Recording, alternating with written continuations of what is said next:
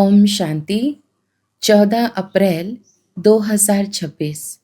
बाप दादा के मधुर महावाक्य। मीठे बच्चे, देवता बनना है तो अमृत पियो और पिलाओ। अमृत पीने वाले ही श्रेष्ठाचारी बनते हैं।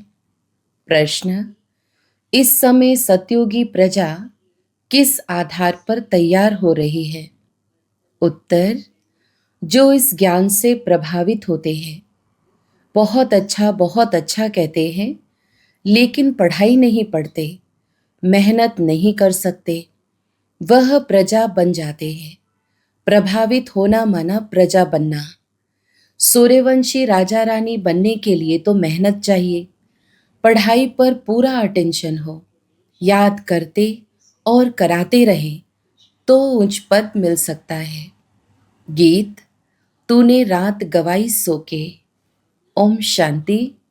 बच्चों ने गीत सुना कि हमारा जीवन हीरे जैसा था, अब कौड़ी जैसा हो पड़ा है। यह तो कॉमन बात है। बाबा बहुत सहज रीति से समझाते हैं, जो कोई छोटा बच्चा भी समझ सके। सत्यनारायण की कथा सुनाते हैं तो छोटे छोटे बच्चे भी बैठ जाते हैं, परंतु वह सत्संगों आदि में जो सुनाते हैं वह सब है कथाएं। कथा कोई ज्ञान नहीं, बनी बनाई कहानियां हैं।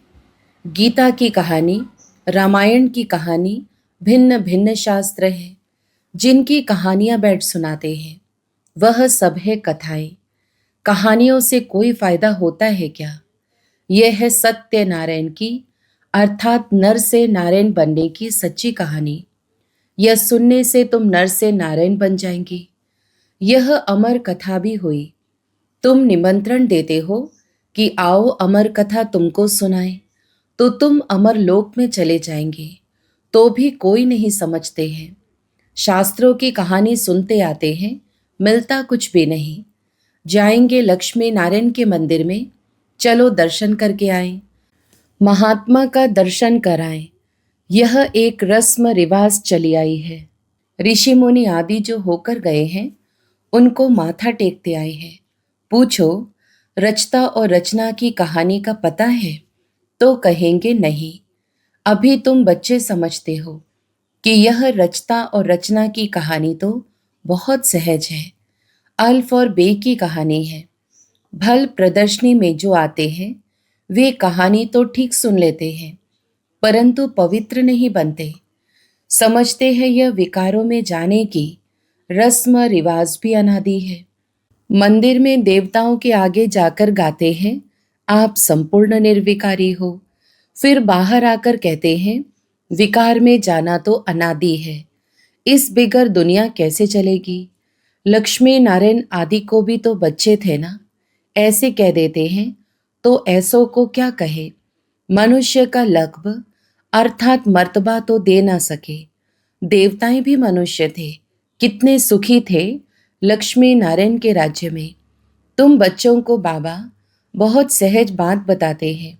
बरोबर यहाँ भारत में ही स्वर्ग था, लक्ष्मी नारायण का राज्य था, चित्र भी है। यह तो सब मानेंगे कि सतयुग में उन्हों का राज्य था। वहाँ कोई दुखी नहीं था, संपूर्ण निर्विकारी थे।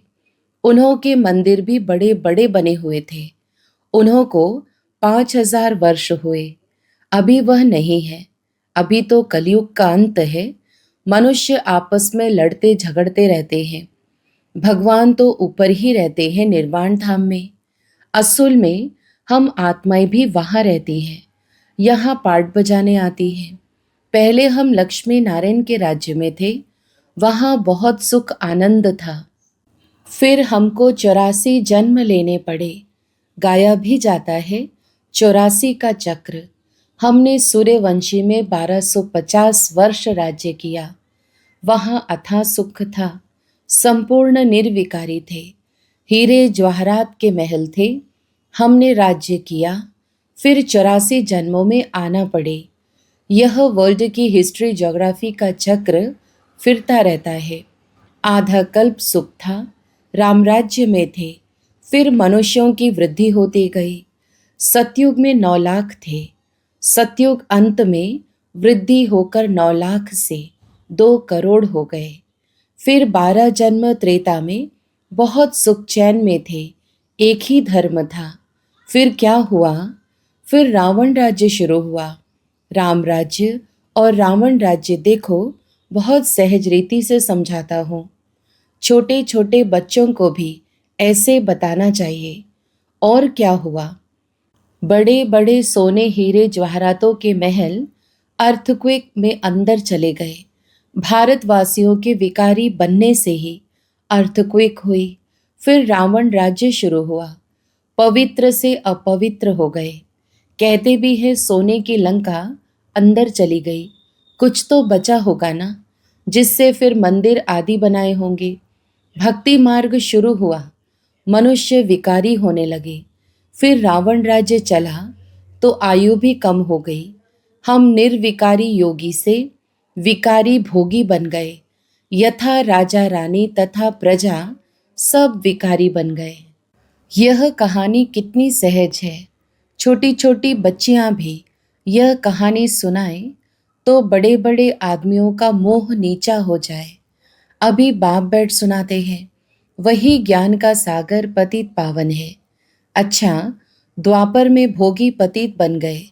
फिर और धर्म भी शुरू होते गए। अमृत का जो नशा था वह खलास हो गया। लड़ाई झगड़े होने लगे। द्वापर से लेकर हम गिरे। कलयुग में हम और ही विकारी बने। पत्थर की मूर्तियां बनाते रहे, हनुमान गणेश की। पत्थर बुद्धि होने लगे तो पत्थर की पूजा करने लगे। समझते थे कि भगवान पत्थर ठिक्कर में है।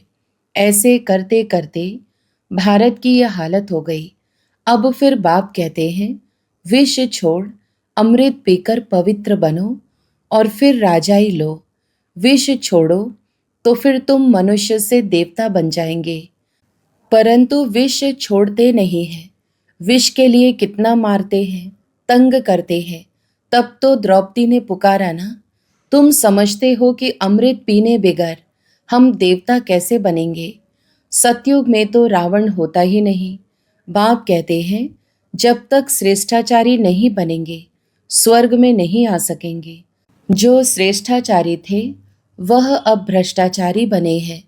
फिर अब अमृत पीकर श्रेष्ठाचारी बनना है। बाप कहते हैं, मामेकम याद करो, क्या गीता भूल गए हो?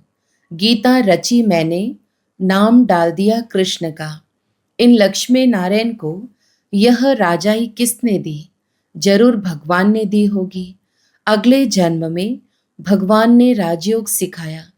नाम फिर डाला है कृष्ण का, तो समझाने की प्रैक्टिस करनी चाहिए। बहुत सहज कहानी है। बाबा को कितना समय लगा? आधा घंटे में इतनी सहज बात भी समझ नहीं सकते। इसलिए बाप कहते हैं, सिर्फ एक छोटी कहानी बैठ किसको समझाओ। हाथ में चित्र लो। सतयुग में लक्ष्मी नारायण का राज्य, फिर त्रेता में राम सीता का राज्य, फिर द्वापर में रावण का राज्य हुआ। कितनी सहज कहानी है। बरोबर हम देवता थे, फिर क्षत्रिय वैश्य शूद्र बने। अभी अपने को देवता न समझने कारण हिंदू कह देते हैं। धर्म श्रेष्ठ कर्म श्रेष्ठ से धर्म भ्रष्ट कर्म भ्रष्ट बन पड़े हैं। ऐसी छोटी छोटी बच्चियां बैठ भाषण करे तो सारी सभा में हियर हियर हो जाए। बाबा सभी सेंटर्स वालों को सुना रहे हैं। अब यह बड़े बड़े नहीं सीखते हैं तो छोटी छोटी कुमारियों को सिखाओ। कुमारियों का नाम भी है। दिल्ली बॉम्बे में बहुत अच्छी अच्छी कुमारियां हैं, पढ़ी लिखी हैं। उनको तो खड़ा हो जाना चाहिए। कितना काम कर सकती हो। अगर कुमारियां खड़ी हो जाएं तो नाम बाला हो जाए। साहूकार घर की जो है वह मुश्किल हिम्मत रखती है। साहूकारी का नशा रहता है। दहेज आदि मिलता है तो बस कुमारियां शादी कर काला मुंह कर देती और सबके आगे झुकना पड़ता है। तो बाप कितना सहज समझाते हैं, परंतु पारस बुद्धि बनने का ख्याल ही नहीं आता। देखो, जो नहीं पढ़ते हैं वह भी आजकल एमपी एमएलए आदि बन गए हैं। पढ़ाई से तो क्या क्या बन जाते हैं। यह पढ़ाई तो बहुत सहज है। औरों को भी जाकर सिखाना चाहिए, परंतु श्रीमत पर नहीं चलते तो पढ़ते भी नहीं हैं। बहुत अच्छी अच्छी कुमारियां हैं, परंतु अपना ही नशा चढ़ा हुआ है। थोड़ा काम किया तो समझती है हमने बहुत काम किया है, अभी तो बहुत काम करना है। आजकल फैशन में ही कुमारियां रहती है, वहाँ तो नेचुरल श्रृंगार रहता है, यहाँ तो कितना आर्टिफिशियल श्रृंगार करते हैं। सिर्फ बाल बनाने में ही कितने पैसे देते हैं। यह है माया का पॉम्प, फॉल ऑफ माया रावण राज्य, फिर राइज ऑफ राम राज्य। अब राम राज्य स्थापन होता है, परंतु तुम मेहनत तो करो ना। तुम क्या बनेंगे? अगर पढ़ेंगे नहीं तो वहां जाकर पाई पैसे की प्रजा बनेंगे। आजकल के बड़े बड़े आदमी वहां की सब प्रजा में आ जाएंगे। साहूकार लोग सिर्फ अच्छा अच्छा कहे अपने धंधे में लग जाते हैं, बहुत अच्छा प्रभावित होते हैं। फिर क्या, आखिरन क्या होगा? वहां जाकर प्रजा बनेंगे। प्रभावित माना प्रजा, जो मेहनत करते हैं वह राम राज्य में आ जाएंगे। समझानी तो बहुत सहज है। इस कहानी के नशे में कोई रहे तो बेड़ा पार हो जाए। हम शांति धाम में जाएंगे, फिर सुख धाम में आएंगे। बस याद करते कराते रहना है, तब ही ऊंच पद पाएंगे। अटेंशन पढ़ाई पर देना है, चित्र हाथ में हो। जैसे बाबा जब लक्ष्मी नारायण की पूजा करते थे तो चित्र जेब में पड़ा रहता था। चित्र छोटे भी हैं, लॉकेट में भी हैं, उन पर समझाना है।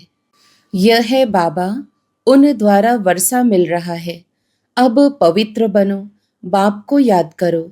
कितनी नॉलेज है इन मेडल्स बैज में, इनमें सारा ज्ञान है।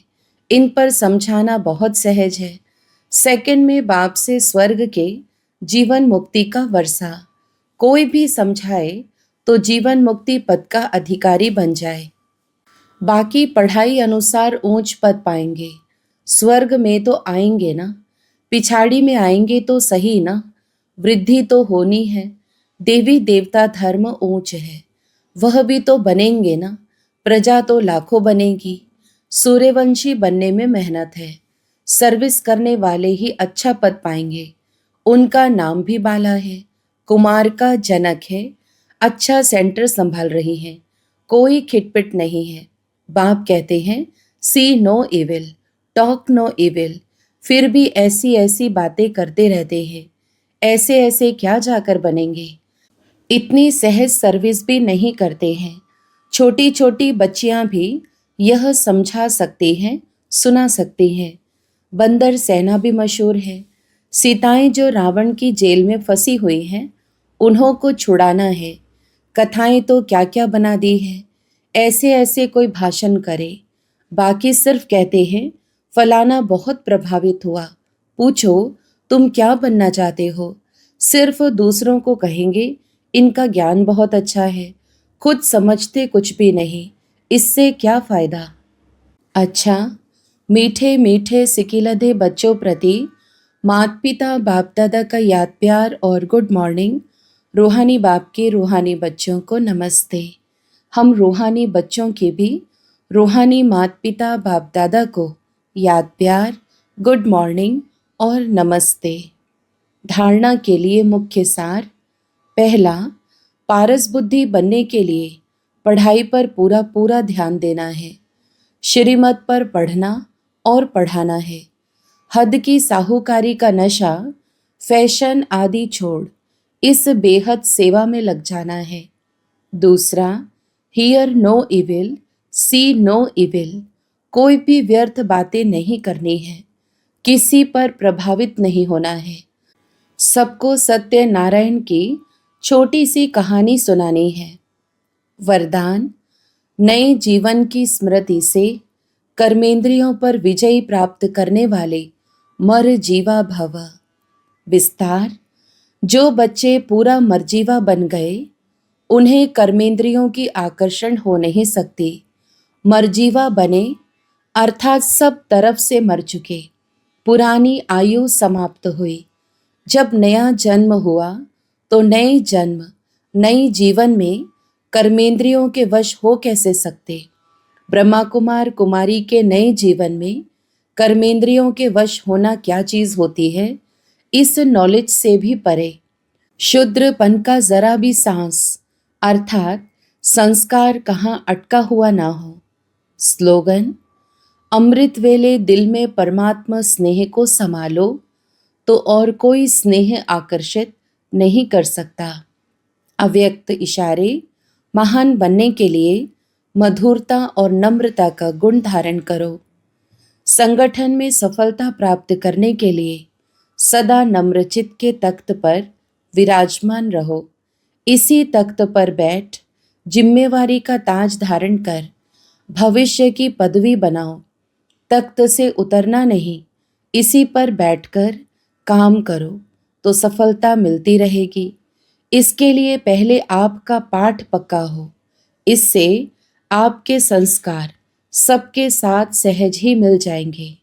अच्छा, ओम शांति।